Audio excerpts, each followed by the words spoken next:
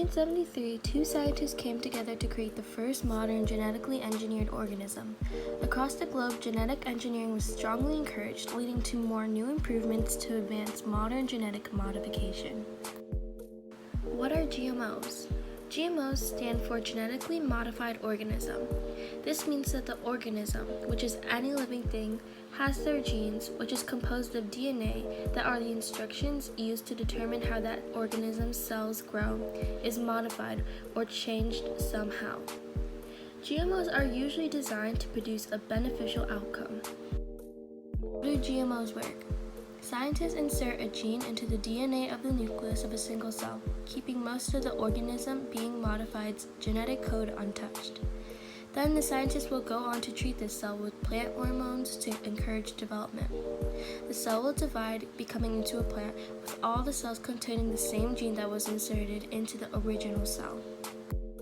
What are the potential benefits of GMOs?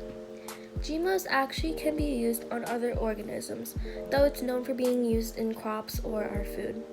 GMOs can be used with microorganisms, such as bacteria, to create medicines and vaccines. For example, insulin, which treats diabetes, is a genetically modified source that is also used as medicine.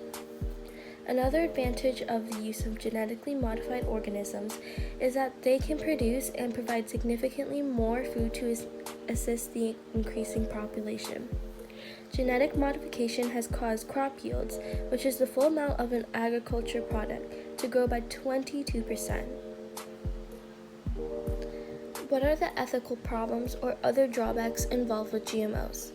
One drawback of the use of genetically modified organisms is that food grown faster with the help of GMOs contain a decreased nutritional value compared to foods grown without the help of genetically modified organisms. Another drawback of GMOs is that genetically modified organisms, in this case crops, are genetically engineered to possess a natural repellent to viruses and bacteria.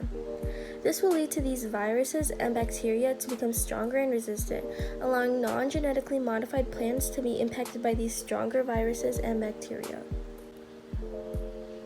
My stance on GMOs. I believe that GMOs are negative except under a few circumstances. Genetically modified organisms mostly benefit farmers because it gives them a bigger and desirable product to sell, and it provides them with an increased amount of products to sell. But as stated previously, according to a site from Penn State, these products contain a significantly decreased amount of nutrition. GMOs also contain a natural repellent to viruses and bacteria that normal crops do not have, making crops that were not genetically engineered more vulnerable to viruses and bacteria.